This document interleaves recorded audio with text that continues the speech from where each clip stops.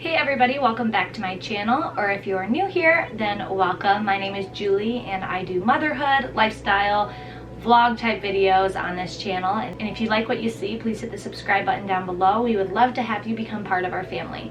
So today I'm doing a little bit different of a video. I don't normally do like a sit down video, but I really wanted to share my birth story with you with Grant before I start to forget everything. I never did my birth story with my son or my daughter, and I could give you like the gist of them. If you'd like a video of their birth stories as well, please just leave that in the comments below.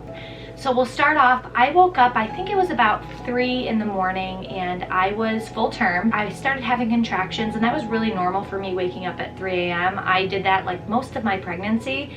So I woke up and I started having contractions, so I figured, you know what, I'll take a shower, see if they go away, and if they don't, then, you know, we'll go into the hospital. And actually, the night before, like that night before I went to bed, I was having a lot of contractions and they were really, really close together.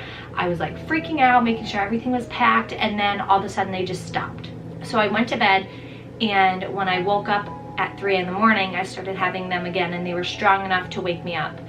So I took a shower, and I've always done that. Like when I was pregnant with my son Weston, I took a shower just to see if they'd go away, and they didn't with him either. And I got out of the shower and I laid back down and I started tracking them because they were still really consistent. They were about every 4 to 5 minutes. They were getting stronger and more intense.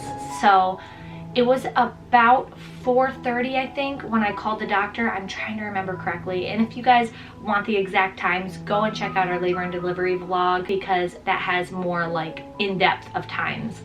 But anyway, so I called my doctor and I told them, you know, I'm having contractions. I don't know what you think I should do.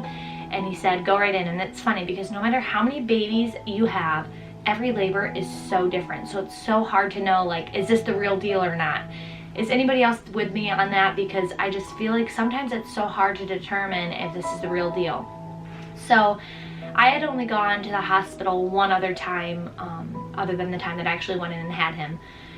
So I ended up going into the hospital, and it's so funny because I remember this so vividly. On our way to the hospital, we were like literally maybe a minute down the road, and we get into construction, and we pull over because, you know, there's a flagger there, and she's like, is there any way you guys can like go around? And here I am in the passenger seat, and it feels like when you have contractions, every time you're in the vehicle, you have way worse contractions than you were having before. I don't know why. That's always happened for me. I don't know if it's a position you sit in or what.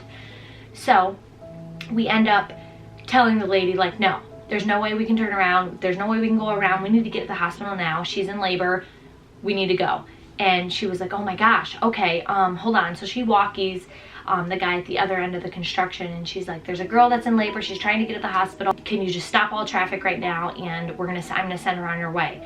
And the guy was like, yeah, just hold on a second, I'll give you the okay. So he gave the lady the okay after all the, you know, traffic had pulled over for me. I was so embarrassed, and I'm sitting there crying because I was having horrible contractions. So I'm just thinking, you know, this is just our luck. So she ends up letting us go through. She's like, don't go slow, just go ahead, go as fast as you need to go, get there.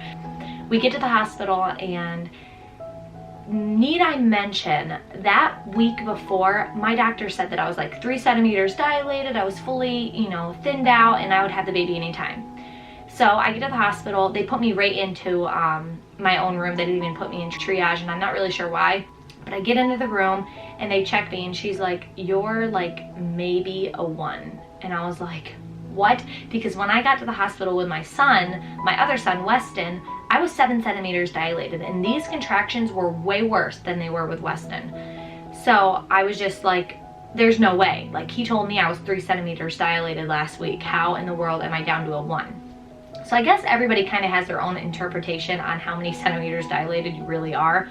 I don't know, but he had said I was 2 centimeters the week before that, and then he said I was 3 centimeters. So, and then this nurse was telling me I was 1, but whatever. So I end up, they're like, we'll keep you, you know, we're monitoring your contractions, and they're really high. Like, they were all the way up at the top of the screen and even off of the screen, but I just wasn't dilating. So they were like, we'll keep you for a little while. We'll see what your doctor wants you to do, or us to do, and we'll let you know from there. So it was about I want to say 6 in the morning when my parents got there. I could be wrong. And so my parents came, and Ryan and I were the only ones in the actual birthing room, but I had them sit out in the waiting room this time. It was just the two of us, which I highly recommend doing that once with your spouse if you're able to do that, just because it was a really intimate time and it was nice for us to experience birth, just the two of us for once.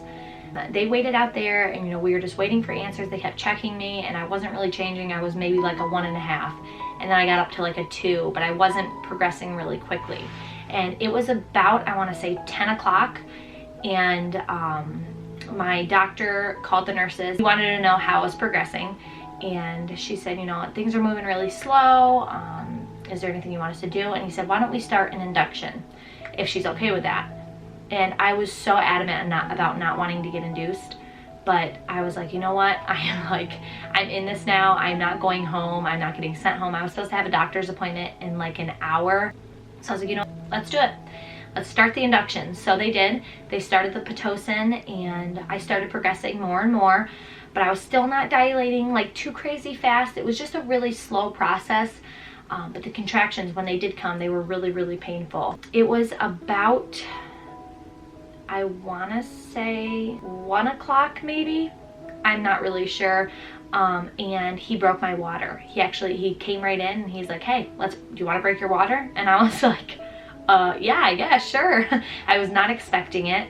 But with my two kids prior to this, when they broke my water, it happened like really quickly. So I warned him about that, and he's like, nah, you'll be fine. We're gonna break it, and you'll have a few hours, eat some lunch, and then I'll come back. So I was like, no, there's no way. But he broke my water, and he was right. I had a while yet before I even ended up actually going into labor. So anyway, yeah, he broke my water, and when he broke my water, I started feeling the contractions so much worse. They got so much more intense, and I remember just thinking, oh my gosh, if I'm not progressing like quick enough and I have to deal with these kind of contractions, I will be getting an epidural, even though I had never had one with my daughter or my son. So I'd be getting my first epidural. So I just held on, and I kept pushing through, and he ended up coming in and checking me, and he was like, okay, you're at a 7. Why don't you get on the ball? And the contractions got really, really bad when I was at about a 7. And they needed me to get on my hands and knees to kind of rock back and forth to kind of get him to push down further, because he needed to move down further in order for me to dilate. And I remember all of a sudden, after like 30 minutes, I just instantly got this like rush of pain and pressure, and I was like, I don't know, like I feel a lot of pressure. Can my doctor come in and check me again? And they're like, yeah, sure, let me check you. And so the nurse checks me, and then she ended up calling my doctor in. He came in and checked me. He's like, you're like a 9.5. I could stretch you to a 10. It's time to have this baby. Every time the doctor's like, okay, you're ready to push, it just, a wave of emotions just hits me. And I started crying. I just couldn't believe that it was happening. It's like you wait 9 months, and then when the doctor's like, okay, it's time to push, it's just like, oh my gosh, I get to meet my baby. It's an excitement, and it was definitely emotional for me, because we're pretty sure that was my last pregnancy. So that's an emotional thing as a woman, just knowing that could possibly be your last baby. He literally didn't even put my legs up in stirrups, which I thought was really weird, because I always had my legs up in stirrups and everything like that. But he's like, just hold your legs and just do naturally what your body wants you to do. So I just was forced to push. If anybody wants to know what it feels like to push a baby out, your body will eventually force you to do it. Like when it's ready, it's ready. So I started pushing, and I ended up only pushing a couple times, and he was out. He was born at 5:31 p.m. and he was 8 pounds 2 ounces, and he was a healthy baby boy. And I remember just feeling so in awe, and looking at him for the first time, I just couldn't help but cry and kiss him all over. I was just so grateful to meet my baby boy. And for those of you that don't know, we did not know what we were having. So when he came out, Ryan actually got to announce to us that it was a boy, and I was just so excited to have another baby boy. It was the best surprise that I could have ever received, and I'm just so grateful to have such a good little baby. He has been incredible. He sleeps all night. He takes good naps during the day. He eats like a champ. He's just been such a dream to have in our household.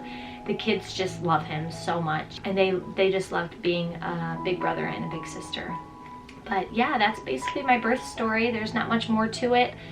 It was a really good birth. It was a really pretty easy birth, and I remember just being able to walk around the hospital and just spend some one-on-one time with Ryan, and that was really, really nice to do. It wasn't rushed. It was a good timing. It was like from, I would say, about 3 to 4 a.m. till about 5 p.m. and then we got to spend that whole evening with him and just snuggle on him, and he ended up sleeping really good that night. We had a great time in the hospital, and it was kind of like a vacation almost, because, you know, we were spending time together. We watched Netflix in the hospital, put our feet up and sat on the couch and ordered food, and it was really cool. It was cool to experience a good experience at a hospital, because my other two weren't the greatest. So anyway, if you guys like this video, please be sure to give this video a big thumbs up and subscribe. And if you want to see more on our daily life, look at all our other videos. We like to vlog as much as we possibly can, and I like to share as much of motherhood in my eyes as I possibly can. So if you like this video, please give it a big thumbs up and subscribe, and we will see you in our next one. Bye guys.